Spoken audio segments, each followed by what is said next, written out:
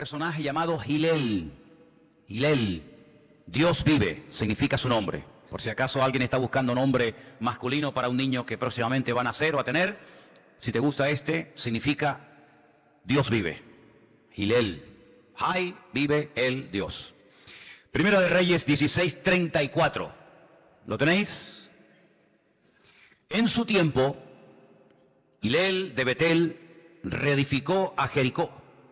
A precio de la vida de Abirán, su primogénito, echó el cimiento. Y a precio de la vida de Segud, su hijo menor, puso sus puertas, conforme a la palabra que el Señor había hablado por Josué, hijo de Nun. Este personaje es muy interesante porque se atrevió a hacer algo que estaba prohibido hacer. Uno dice, ¿por qué era pecado? ¿Por qué el Señor castigó tan duramente a este padre por el hecho de querer reedificar la ciudad de Jericó? ¿Hay algún pecado en reedificar la ciudad de Jericó o cualquier otra ciudad? Dice la Biblia que detrás de esta reconstrucción de la ciudad de Jericó había un juramento, había unas palabras que Josué había pronunciado, y voy a leerlas literalmente para que las escuchen. Volvieron los hijos, en Josué 6:26, dice, en aquel tiempo Josué hizo un juramento y dijo, maldito, escuche bien, maldito delante de Dios, el hombre que se levantare y reedificare esta ciudad de Jericó. Sobre su primogénito eche los cimientos de ella, y sobre su hijo menor asiente sus puertas. Todo el mundo sabía que la ciudad de Jericó no podía volver a ser reedificada. La pregunta es ¿por qué? ¿Cometió un error Josué al precipitarse y lanzar esta especie de juramento o de maldición? Que él, lógicamente, no vio en su época. Estamos hablando de casi 400 años después de haber dado esta palabra a Josué. Este tal Hilel se atreve a reconstruir la ciudad de Jericó. ¿Por qué Josué habló así? ¿En qué se basó? Yo siempre he dicho que toda declaración que hagamos tiene que ir avalada por la Biblia. No podemos decir cosas a la ligera y que no coincidan con la palabra. La palabra es la base, es nuestro estandarte, es la base de nuestra fe. Ahora, hay un versículo en Deuteronomio, capítulo 13, yo se lo voy a leer, está en el versículo 15 y 16. Preste atención, porque de ahí arranca la prohibición de reconstruir no solamente Jericó, sino cualquier ciudad que en su momento fuera conocida por su pecado, por su soberbia, por ser un centro de idolatría, etcétera. Bíblicamente estaba totalmente prohibido volver a reconstruir una ciudad que en su momento fue destruida y que serviría a través de la historia como un botón de muestra. No se podía volver a reedificar una ciudad que había sido destruida por su pecado. Leo textualmente en Deuteronomio 13. Irremisiblemente herirás a filo de espada a los moradores de aquella ciudad, destruyendo todo lo que en ella hubiere. También matarás a sus ganados a filo de espada. Juntarás todo su botín en medio de la plaza y consumirás con fuego la ciudad y todo su botín, todo ello como holocausto al Señor tu Dios. Y llegará a ser un montón de ruinas, y escucha esto, un montón de ruinas para siempre, y nunca más será edificada.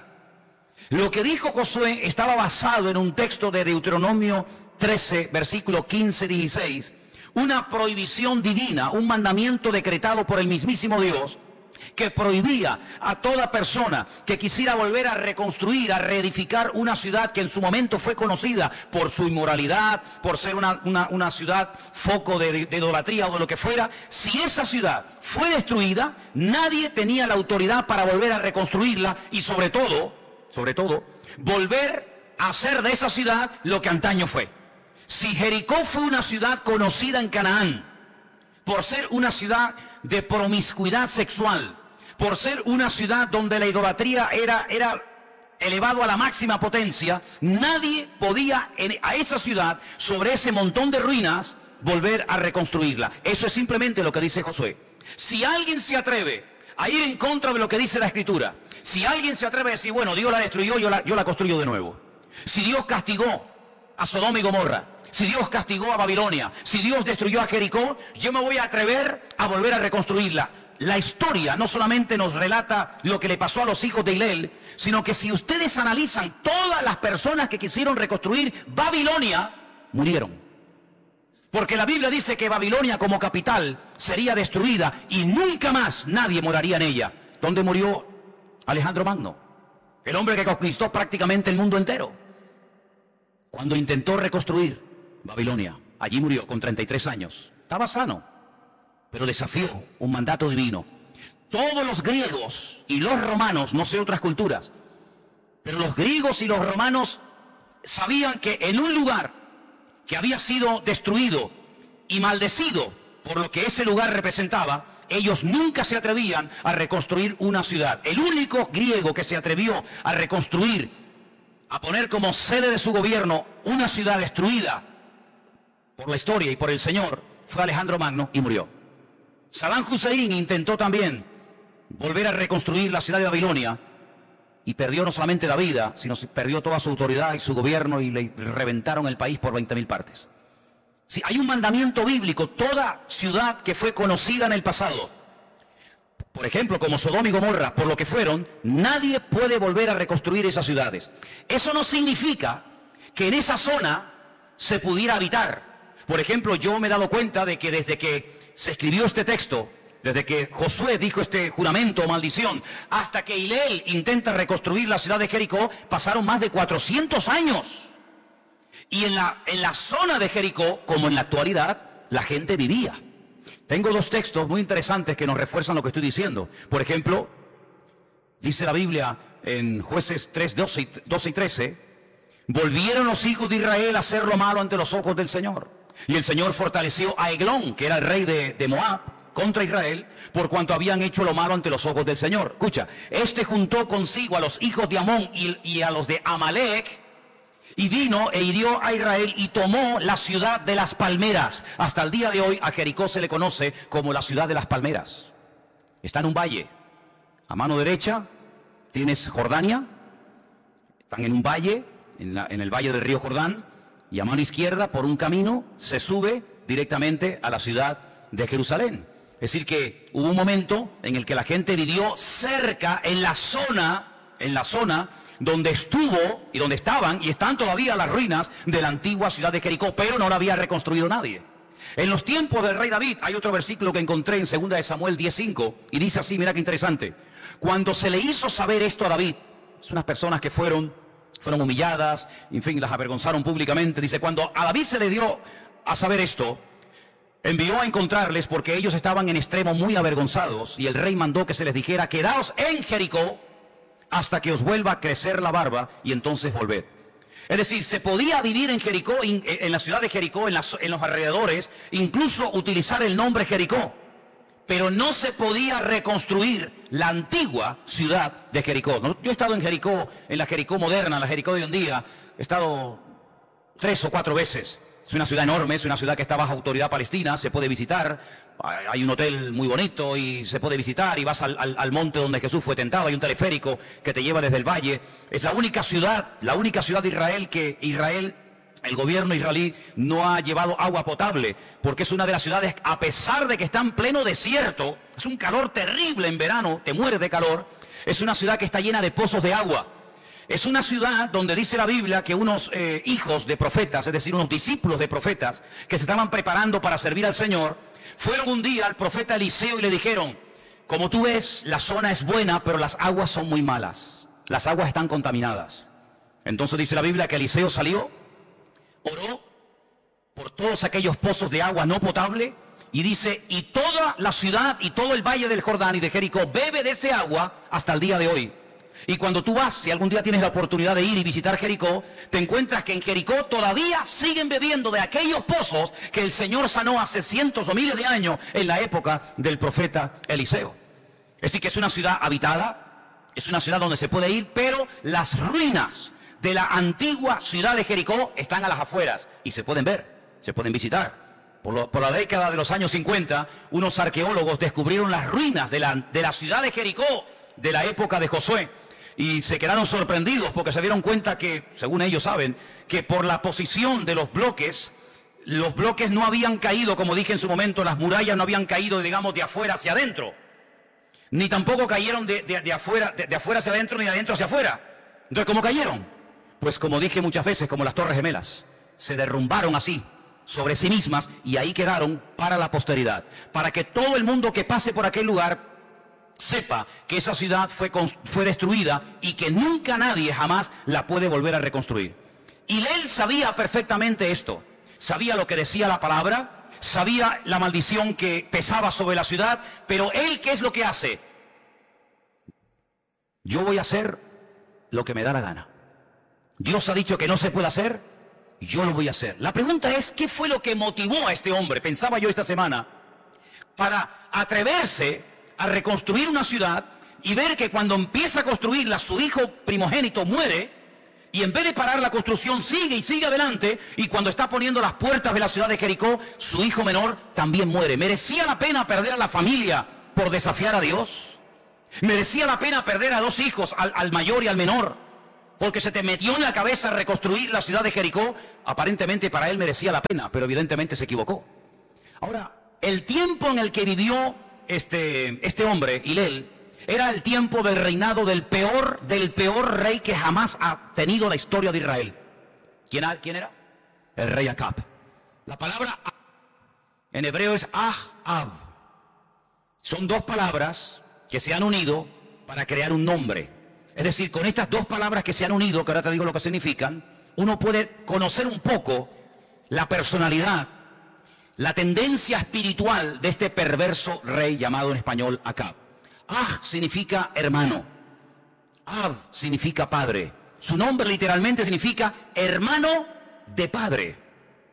Ahora, Acab no era hermano de su padre, era el hijo de su padre. Si ustedes van a la palabra de Dios, se van a encontrar que Omri, el padre de Acab, fue terrible, un idólatra perverso, terrible. Pero cuando Acab llega a ocupar el lugar de su padre, y encima se casa con una reina pagana, que no era judía, llamada Jezabel, dice que ésta lo incitaba, y ésta estaba todo el día pinchándole para que se rindiera completamente a la idolatría. Incluso construyó templos pagados por el imperio, por Israel, para llevarse bien con su esposa. Es decir, cedió ante la presión de su esposa. En vez de decir, no, nosotros solamente adoramos a Dios, al Dios vivo, al Dios de Abraham, al Dios de Isaac, al Dios de Jacob, vaya, al único Dios que existe. Él cedió ante la tentación de su esposa, y dice la Biblia que comenzó a adorar a Baal. La palabra Baal significa Señor. Hizo de un ídolo su Señor, su autoridad. Hizo de Acera, otra estatua en forma femenina, su diosa. De tal manera que este hombre dice que fue el peor de todos los reyes. Digamos que Acab, que significa hermano del padre, es como decir que Acab fue el hijo espiritual. Sí, el hijo espiritual de su padre. Todo lo espiritual, negativo y demoníaco de su padre se le pegó a este. Es como yo dije en cierta ocasión, que Chávez era el hijo espiritual de Fidel Castro. Y cuando este hombre murió, su espíritu lo cogió que es el que está ahora ahí en el poder. Y por eso es uno de los países más ricos del mundo, que tiene absolutamente de todo. Uno de los países más hermosos de la tierra y de Latinoamérica está en la más absolutamente ruina, porque le ha entregado, lamentablemente, al enemigo el control de esa hermosa tierra. ¿Qué te parece, amigo? Y este Acab no solamente era hijo natural de su padre, sino que ese espíritu de idolatría, ese espíritu de rebeldía, ese espíritu de hacer todo lo contrario a lo que Dios ha dicho, se le pegó y lo elevó a la máxima potencia. Y ahora este Hilel, que no es ni príncipe, ni rey, ni nada, probablemente en un acto de querer ganarse el apoyo, el favor del rey Acab, no se le ocurre otra cosa que desafiar al mismísimo Dios, diciendo, bueno, yo voy a hacer lo que durante 4 siglos y pico nadie se ha atrevido a hacer, porque sabe a lo que te atienes. Sabe lo que te puede ocurrir, y es reconstruir la ciudad de Jericó. Saben, mientras yo leía esta semana y estudiaba y preparaba todo esto, viendo que este hombre desafía a Dios, y en vez de decir, en esta ciudad vimos la mano de Dios. ¿Cuántos saben la historia de la toma de Jericó? Es una de las historias más conocidas. La Biblia nos enseña que cuando ellos salen del desierto y cruzan el río Jordán milagrosamente y entran ya en la tierra prometida, se encuentran con aquella enorme y gigantesca ciudad que tenía no uno, dos muros, eran como círculos concéntricos. Una ciudad imposible de conquistar, una ciudad que nunca en la vida iba a poder ser conquistada. No había ametralladora, no había infantería, no había cañones, no había aviación, no había armas como hoy en día podemos así en segundos destruir un país entero. Y el Señor les reveló una estrategia extraña. El Señor les dice: lo que tienen que hacer es dar vueltas, y vueltas, y más vueltas alrededor de la ciudad. ¿Qué estaba haciendo el Señor? Probándolos. A ver hasta qué punto ustedes son obedientes. A ver hasta qué punto ustedes se fían de lo que yo les digo. Esta ciudad no va a caer por estrategias humanas, por experiencia militar. Esta ciudad va a caer por obediencia al plan de Dios. Y la ciudad de Jericó cayó. Se salvó una familia. Todos sabemos, ¿sí o no? Rahab, aquella mujer que vivía entre muro y muro. Dice que toda la ciudad cayó, pero su casa permaneció porque puso su confianza en el Señor. Y la Biblia dice que el que pone su confianza en el Señor llegará a ver que pueden caer 1000 a tu diestra y 10.000 a tu otro lado, pero a ti no llegará, porque el Señor te guarda, te protege y te cuida. Y ella empieza una vida nueva. Ella se va a vivir a Israel, se casa con un hombre llamado Salmón, y todos sabemos que hasta el mismísimo Señor Jesucristo es descendiente de aquella mujer llamada Rahab, la que vivía en Jericó. Fue todo un desafío, ¿sabes?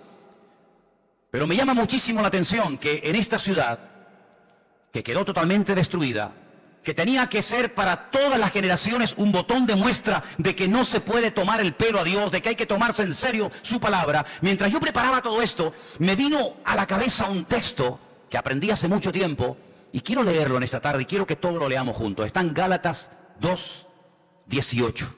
Es un versículo buenísimo que tiene que ver con volver atrás y reconstruir aquello que ya lograste vencer y derrotar en el nombre del Señor. Gálatas 2:18. Cuando lo tengan, por favor, dígame amén. O dígame ya lo tengo.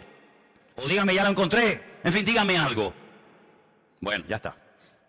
Vamos a leerlo. Gálatas 2:18. Juntos, ¿sí? Dice: porque si las cosas que destruí, las mismas vuelvo a edificar, transgresor me hago. Otra vez, más fuerte. Porque si las cosas que destruí, las mismas vuelvo a edificar, transgresor me hago. ¿Estaría Pablo, cuando escribió este texto, estaría pensando en Hilel? Vete tú a saber. Estaría pensando en aquel hombre que dijo: Dios dijo, no se puede reconstruir una ciudad y volver a convertirla en centro de idolatría, en una fortaleza militar para amargarle la vida a la gente. Estaría pensando Pablo en aquello cuando dice: hermano, lo que hemos destruido, escúcheme bien, lo que ya es conquistado, lo que ya es superado, con la ayuda del Señor, ¿sí? No vuelvas otra vez a darle vida a cosas que te costó tanto sudor, tanto esfuerzo y sacrificio. Poder decir: gloria a Dios, por fin me saqué esto de encima. Porque dice la Biblia que si alguien se atreve, si alguien tropieza, si a alguien se le ocurre como Hilel, volver a darle vida, volver a resucitar las ruinas de lo que fue mi vida, antiguos vicios, atadura, en fin, ponle el adjetivo que quieras, dice que el postrer estado volverá a ser peor que al principio.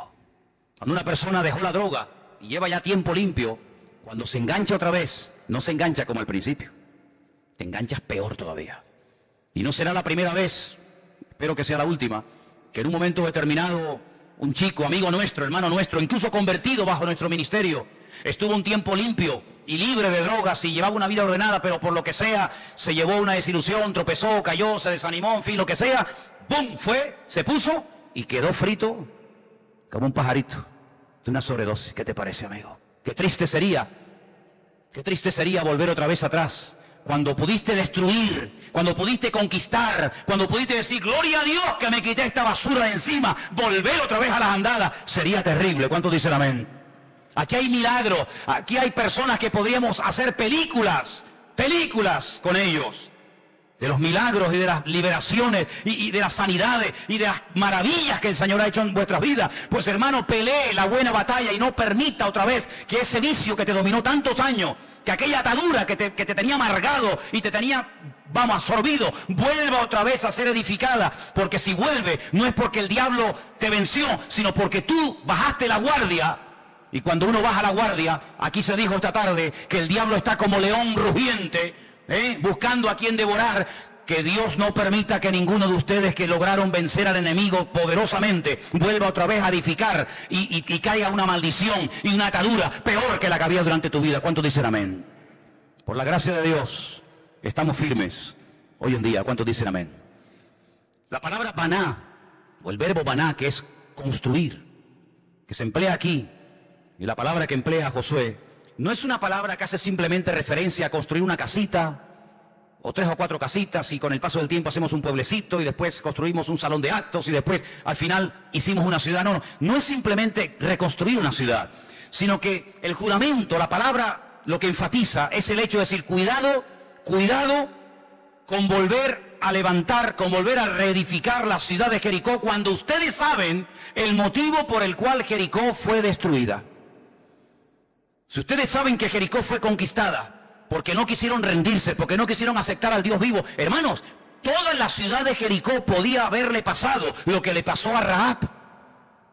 Rahab es una mujer que cuando aquellos espías van a su casa y entran y están allí, ella le dice a los espías algo tremendo. Hemos oído, hablan plural. Toda la ciudad ha oído lo que Dios ha hecho por ustedes. Y fíjate lo que le dice. Hemos oído cómo el Señor los sacó con mano fuerte y poderosa de Egipto. Hemos oído cómo las aguas del Mar Rojo se abrieron para que ustedes pasaran por tierra seca. Hemos oído cómo ejércitos y reyes mucho más poderosos que ustedes salieron al desierto para destruirlo y ustedes los destruyeron y vieron la mano del Señor. Todo eso lo sabemos. Y sabemos, escucha bien, que la ciudad de Jericó, tarde o temprano, también va a ser conquistada por ustedes. Y ahora dice Rahab, solamente les pido un favor. Perdónenme la vida a mí y a mi familia. Cuando ustedes entren a destruir la ciudad de Jericó, que va a caer y está tan cerrada, tan herméticamente cerrada, dice la Biblia, que nadie entraba y nadie salía por miedo. Estaban asustados, de un momento a otro la ciudad cae, de un momento a otro estos vienen y nos aniquilan. Por favor, cuando tomen la ciudad, porque yo sé que tarde o temprano va a caer la ciudad, me da igual si los muros tienen 30, 40 o 1000 metros de altura, me da igual. Yo sé que vuestro Dios es más poderoso que los muros sobre los que nosotros nos parapetamos. Tened misericordia de mí. Estos espías le dicen, si tú no te chivas, si tú no vas con el cuento al rey, si tú no le dices que hemos estado aquí, nosotros te vamos a perdonar la vida a ti y a todas las personas, padre, madre, primos, sobrinos, cuñados que estén en tu casa contigo. Y para que nosotros cuando entremos en la ciudad sepamos cuál es la ciudad, cuál es la casa donde tú vives y no haya muertos, de color grana, átalo en la ventana y cuando entren, los soldados de Israel, cuando vean aquella especie de cuerda amarrada en la ventana, tendrán orden de que no entren en esa casa y no hagan daño a nadie. Si el rey hubiese dicho, esta gente ha recibido de parte de Dios la orden de que tienen que tomar posesión de esta tierra, nosotros lo que vamos a hacer es llegar a un acuerdo con ellos. Lo que vamos a hacer es arrepentirnos de nuestros pecados. Lo que vamos a hacer es reconocer que las maravillas que esta gente ha visto de parte de su Dios, nosotros en toda nuestra historia, jamás ningún ídolo nuestro ha hecho estas maravillas. Por lo tanto, no es más sabio, dice la Biblia, llegar a un acuerdo antes de que te ataquen que una vez que te hayan atacado, hijo. No es mucho más sabio reconocer que tus muñecos y tus imágenes, me da igual cómo se llamen o cuántas sean, no te han servido absolutamente de nada. ¿No te das cuenta de que no ha habido nunca ningún pueblo que saliera de esa forma tan poderosa y exitosa de un país llamado Egipto, que era una potencia militar en aquel tiempo? ¿No te das cuenta de que nunca ha habido ningún pueblo que pueda decir y presumir que las aguas de un mar se han abierto para que ellos pasen por tierra seca? Ahora, cuando Rahab está contándole esto a los espías, no le está contando algo que había pasado la semana pasada. No. Lo que ella está contando a los espías son cosas que habían ocurrido hacía 40 años. ¿Y cómo es posible que una persona haya estado 40 años manteniendo esta fe, manteniendo esta seguridad de que el Dios de ellos es más poderoso que el nuestro. Es que ahí está la clave, hermanos. La clave en la vida está no en llegar, sino en mantenerse. Porque una temporada buena, ¿quién no la ha tenido? Hasta en el mundo, cuando estábamos sin el Señor, ¿verdad? Pero Rahab supo esperar 40 años, y cuando llegó el momento, ella abrió su casa y les dijo a los espías: no se preocupen, yo no me voy a chivar, váyanse tranquilos, y aquí estaremos preparados para el día del ataque. Era increíble cómo el Señor estaba preparando los corazones y cómo todo estaba preparado y listo para que la ciudad de Jericó cayera en cualquier momento. Cuando cae la ciudad de Jericó sin disparar una lanza, sin hacer alardes de fuerza, sino simplemente por dar vueltas y tomar autoridad en el nombre del Señor, y la ciudad se desplomó, ellos tenían que recordar que esa ciudad es un botón de muestra de que cuando una persona va en contra de la voluntad de Dios y peca, la consecuencia del pecado, tarde o temprano, siempre es la misma: la muerte y la destrucción. Y ahora este Hilel, 400 y pico años más tarde, sin ninguna necesidad, sin haber recibido ninguna orden de parte del rey ni de nadie, él por su cuenta dice: bueno, yo me voy a atrever a hacer lo que nadie ha hecho en la historia. ¿Y cómo pasó la historia? Como un padre que tuvo que enterrar a un hijo mayor y al hijo menor. Al final, ¿para qué? ¿Cuánta gente pierde su matrimonio, su salud, sus hijos, su marido, su esposo, los amigos, todo? ¿Para qué? ¿Para un rato de placer? ¿O porque aquello creías que era lo mejor del mundo? Y cuando miras atrás la ruina que hemos dejado, hijos rebeldes, o la mujer con otro, el marido enfermo, el matrimonio destruido, tú mismo ya te has puesto con una edad en la vida y tú dices: ¿de qué me ha servido? ¿Saben? Hay una carta preciosa en el Nuevo Testamento que se llama la carta de Pablo a los romanos, una carta muy profunda. Hay una parte en la carta en la que Pablo les dice: hermanos, ¿qué fruto os ha quedado de aquellas obras que hicisteis antes de conocer al Señor, de las cuales ahora os avergonzáis? A ver, decidme, ¿qué os ha quedado de aquellas orgías, de aquellas verbenas, de aquellos tenderetes? ¿Qué os ha quedado de todo aquello? Nada, ¿verdad? Pues Pablo dice: así como antes de conocer al Señor presentabais los miembros de vuestro cuerpo para el pecado, ¿por qué no le dais la vuelta a la tortilla ahora? Y presentáis los mismos miembros, pero en vez de para pecar, para glorificar y para alabar al Señor. Cuando veo por ahí gente bajo el efecto de las drogas o del alcohol gritando, yo digo: qué tremendo predicador sería este con la voz que tiene, ¿eh? Si en vez de presentar su voz para decir tontería, insultar a la mujer, insultar a todos los vecinos, utilizar esas cuerdas vocales y la fuerza de esa voz para predicar el evangelio y para ir por la calle diciendo: Cristo vive, otro gallo cantaría, ¿verdad? Aquellas manos con las cuales robaste o con las cuales golpeaste, si las presentaras ahora para ayudar, para levantar, para restaurar, para apoyar la obra, qué diferente sería la vida, ¿verdad? Pensaba en la diferencia del rey de Nínive, ¿se acuerdan? Llega un profeta y le dice: prepárense, porque de aquí a 40 días esta ciudad, que era enorme, 3 días se tardaba en recorrerla de punta a punta. Fíjate qué pedazo de ciudad sería aquello. Dentro de 40 días, si no se arrepienten, Nínive será destruida y borrada de la faz de la tierra. El rey podía haber dicho: pero ¿qué se cree este tipo? ¿Quién es este Jonás que viene de no sé qué sitio a decirme a mí como rey lo que tenemos que hacer? Hermano, dice la Biblia que se pusieron a orar, se pusieron a ayunar, y dice que hasta los animales los puso en ayuno. Y toda la ciudad se arrepintió, y toda la ciudad buscó el perdón de Dios. ¿Y saben lo que pasó? Toda la ciudad de Nínive fue perdonada por la misericordia del Señor. Lo que cambia todo no es la arrogancia rompe más cosas todavía. Lo que hace más daño es el orgullo, el no querer reconocer, el no querer admitir, el cerrarte en banda y pelear una causa perdida. Pero lo que cambia todo y abre un panorama y un abanico enorme de posibilidades y de bendiciones, ¿sabe lo que es? El pedir perdón. Decir: Señor, perdóname, y no voy a reconstruir nada de lo que con tu ayuda logré destruir, en el nombre del Señor. ¿Sabes, hermano? Construir cuesta muchísimo, muchísimo. Si mañana quisiéramos construir, digamos, una iglesia grande nos llevaría mucho trabajo, mucho trabajo. Cemento, arena, hormigón, bueno, todo lo que conlleva. Y seguramente estaríamos muchos meses o años. Pero si llega una persona y pone unos explosivos, qué impactante las imágenes cuando vemos a lo mejor en el telediario del mediodía y dicen, se voló o se explosionó un edificio enorme de montones de viviendas, o enorme, así, en décimas de segundo. Un edificio que tardaron años y años en construir, en décimas de segundo, ¡fum!, se vino abajo. ¿Sabes que en cierto sentido una vida es igual? Llegar a un nivel de fe, de estabilidad emocional, de conocimiento en Dios, de santidad, de espiritualidad, de estabilidad, de saber lidiar con los problemas, de saber salir airoso de situaciones difíciles en la vida, de superar tentaciones, etcétera, etcétera, etcétera. Cuesta muchísimo, hermano. Pero dice la Biblia que todo lo podemos en Cristo que nos fortalece. Pero en un segundo, en un minuto, se puede tirar por la borda un matrimonio de 40 años. En cuestión de minutos se puede destruir una relación de amigos que se llevaban como hermanos, así, como nada. Destruir no cuesta nada.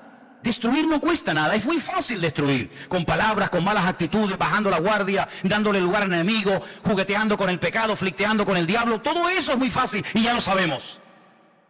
Pienso en un personaje que el Señor le dio un privilegio tremendo de poder convertirse en uno de los hombres más usados de la historia de la humanidad. Un hombre que experimentó en carne propia milagros únicos e irrepetibles. Por ejemplo, Pedro. Ha sido el único hombre, según el relato bíblico, que logró caminar por encima de las aguas. Ni Moisés caminó por encima de las aguas. Ni David, ni Sansón. Pedro sí, caminó. El único hombre junto con Santiago y Juan que vieron la metamorfosis de Cristo, lo vieron transfigurado en el monte. Y dice la Biblia que oyeron a Moisés y a Elías cómo hablaban con él. Y él estuvo allí y dice, vimos la gloria cuando estábamos con él en el monte. El único hombre que un día le dice al Señor, Señor, nos están pidiendo los romanos el impuesto, no tenemos nada, ¿qué hago? Dice, vete, lanza al anzuelo y el primer pez que saques, abre la boca, sácale una moneda y paga el impuesto, el tuyo y el mío. ¿Te imaginas que fuera así la vida? Vayan aquí a las Teresitas, echen la caña y dentro viene un paquetito, lo abre con un billetito de 500 euros.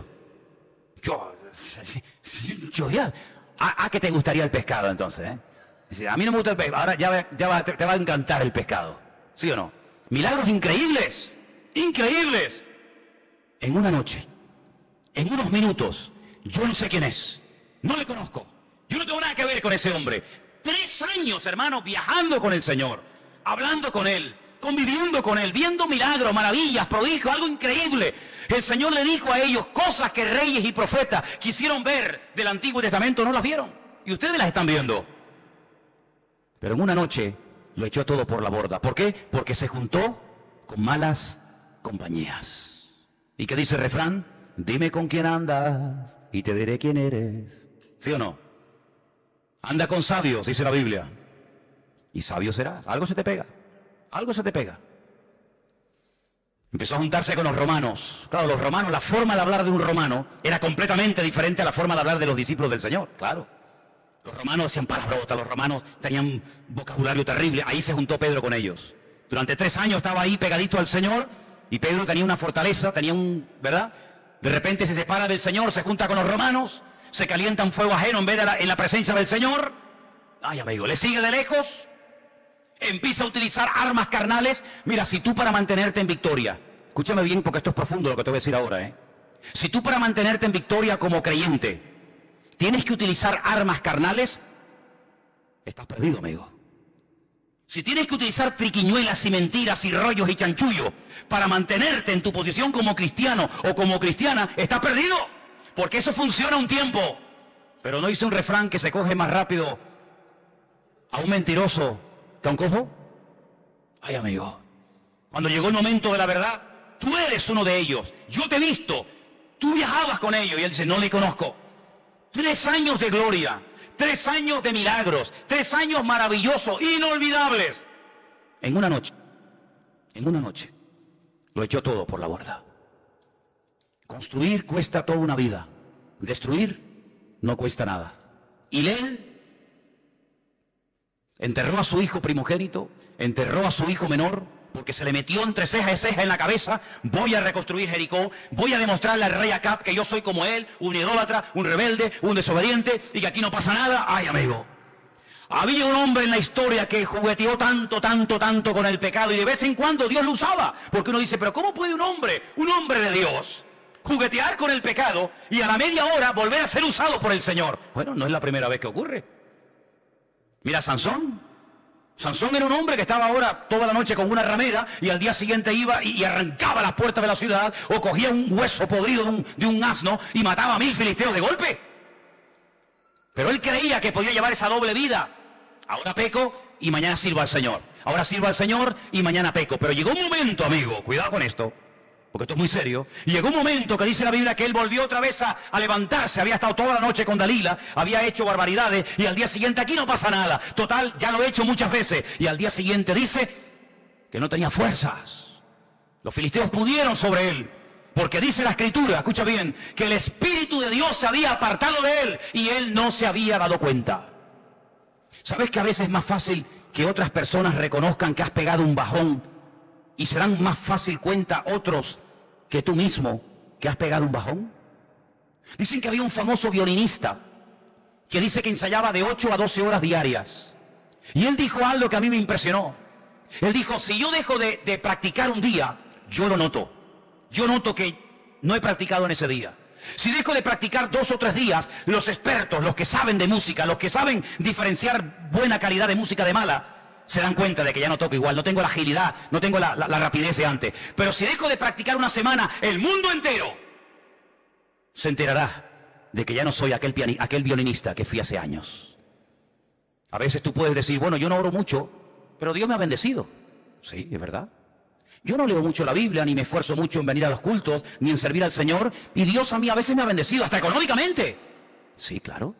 Y esa es la trampa en la cual caen algunos, que se agarran a la misericordia del Señor en vez de a la realidad de que hay 2 formas de plantearte tu vida cristiana con el Señor. Una es viviendo constantemente en el terreno de la misericordia, en el terreno de la gracia, donde a veces no es que estés firme por ti mismo, sino tú estás firme porque hay alguien que está todo el santo día orando por ti, llámese padre, llámese madre, llámese marido, llámese esposa, llámese pastor, llámese hermano, me da igual, pero hay gente que ha logrado mantenerse firme, pero no porque sean gente muy espiritual, no nos engañemos, no porque sea gente que dé el callo y se esfuerza, no, sino porque hay tanta gente que te apoya y oran por ti, que tú estás firme. Pero amigo, tú no puedes vivir toda la vida de las oraciones de mamá, ni de papá, ni del pastor, ni de fulano, ni de mengano. Llegará un momento como Sama que tendrás que aprender a pelear solo.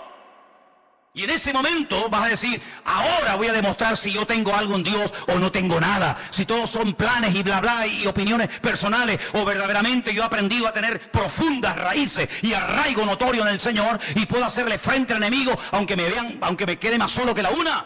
Y ese momento llegará, si es que no ha llegado ya. Así que mi palabra final en esta tarde es: no imitemos a Hilel. No imitemos a este muchacho, a este hombre.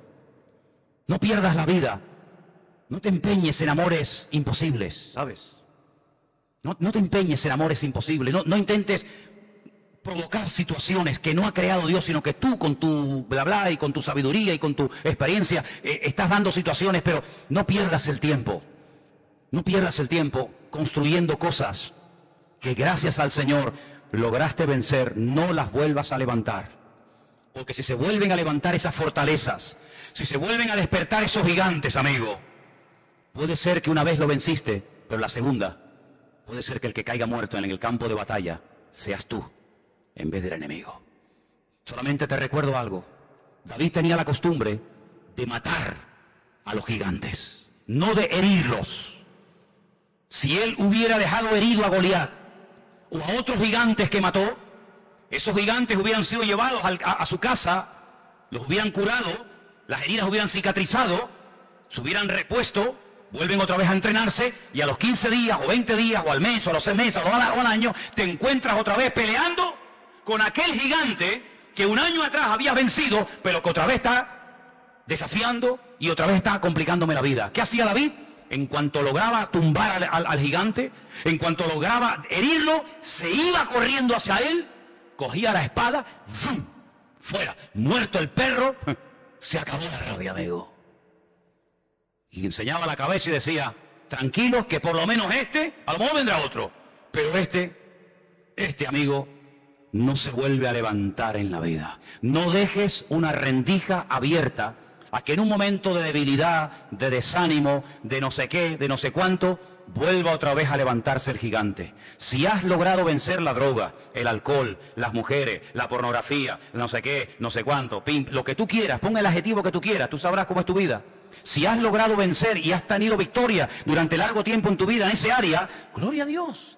Pero no se puede vivir de las glorias del pasado. ¿Sí o no? No se puede vivir de las glorias del pasado. La victoria de ayer, gloria a Dios, pero era para ayer. Pablo dice, cada día empiezo de cero. Quiero terminar diciendo que una vez un niño le dijo a su papá, papá, ¿un hombre puede estar un año sin pecar? ¿Ustedes qué opinan? Un año sin pecar. A ver, ¿cuántos dicen que sí? ¿Cuántos dicen que no? No dicen nada. ¿Sí o no? A ver, sí. ¿Cuántos sí? 3 manos. ¿Cuántos dicen que no? Vale. Vamos a rebajar entonces el tiempo. ¿Y 6 meses? 6 meses. A ver, ¿cuántos dicen que sí? Yo. 1. ¿Cuántos dicen que no? Mi madre. 3 meses. 3 meses sin pecar, sin meter la pata, en victoria. Bien, 3 meses. Levante la mano. 5, 6 manos. ¿Cuántos dicen que no? La mayoría. 1 mes. ¿Cuántos levantan la mano? 4. ¿Cuántos dicen que no? La mayoría. 15 días. ¿Cuántos dicen que sí? 6, los de siempre. ¿Cuántos dicen que no? La mayoría. Joder. 1 día. 3. ¿Cuántos dicen que un día completo sin pecar? Levanta la mano. Bueno, vamos a hacer esto. Empecé por 1 año, ¿eh? 1 minuto. 1 minuto sin pecar, sin meter la pata. 1 minuto, a ver, levante la mano. ¿Sí o no? ¿Se puede estar 1 minuto sin pecar? Pues le voy a dar una clave, hombre. Si todos creemos y hemos declarado que se puede estar 1 minuto, 1 minuto, 1 minutito sin pecar, vivamos la vida, minuto a minuto. Y así iremos de minuto en minuto, de victoria en victoria, de gloria en gloria, de bendición en bendición. Y si lo hacemos así, dice la palabra de Dios que no caeremos jamás. Fuertes aplausos al Señor, dale gloria. Gracias, Señor. 1 minuto para ti, puedo estar sin pecar. Aleluya. Amén, amén. Vamos. Gloria a tu nombre, gloria. Fuerte, fuerte, fuertes aplausos. No vamos a volver el tiempo en construir lo que hemos destruido. Hay victoria en el nombre del Señor. Aleluya. Bendito sea tu nombre, Dios. Aleluya. Pónganse de pie, hermanos. Amén, amén, amén, amén. Bueno, pues ya está, venga, 1 minuto, ya está, 1 minutito, pasé 1 minuto en victoria, gloria a Dios, venga, ahora el segundo, y ahora el tercero, y ahora el cuarto, ya está, ya verás. Hoy dice, no, 15 días, 15 días, madre mía, esos son muchos días, un día, depende, tal. Si vino fulano, si vino mengano, si me ingresaron, si no me ingresaron, si me habló, si no me habló, si me miró bien, si me miró mal, ay amigo, pues olvídate, minuto a minuto, amigo, minuto a minuto. Dicen que el peor día de los pastores es el lunes, no sé si saben eso. Porque depende cómo haya estado el culto del domingo, el día siguiente el pastor está enfadado, está contento. ¿Sabe qué? Vamos a vivir el día a día. Y viviendo el día a día, vamos a ver que la vida se nos va a hacer mucho más fácil. Cierra tus ojos ahí donde estás. Aleluya. Vamos a orar en esta tarde. Vamos a cantar una vez más esta hermosa alabanza que decíamos hace un rato. Gracias, gracias Señor. Pero yo quiero que ahora tomes la mano de alguien, del que tú quieras. Tu esposa, tu marido, un hermano, el que tú quieras. Acércate al que tú veas. Y quiero que en esta noche ores por esa vida, para que podamos esta semana vivir minuto a minuto. Hay unos hermanos que han venido desde Adeje esta tarde. Antonio era, ¿no? Antonio y Romina. Nos veis por internet, me decía, ¿no? Han venido desde Adeje. Qué maravilla. Que el Señor les bendiga de verdad grandemente, porque venir de Adeje de verdad que es una bendición. Pero ellos se van a ir bendecidos. Estamos muy contentos de que estén con nosotros. Aleluya. Cierra tus ojos, ora por la persona que está a tu lado en esta tarde, ¿sí? Bendito sea Dios. Yo quiero pedir en esta tarde a varios hermanos. Nuestro hermano Dino, Quiero pedirle a nuestro hermano Luis. Quiero pedirle a Elena. Vengan un segundito ustedes 3. Vamos a estar todos orando. Quiero que hagan 3 oraciones breves y oramos para que el Señor en esta semana nos dé bendición. Quiero que suban aquí. Aleluya. Uno detrás de otro. Vamos a estar orando. Elena, Luis y nuestro hermano Dino. Vamos a orar, hermanos.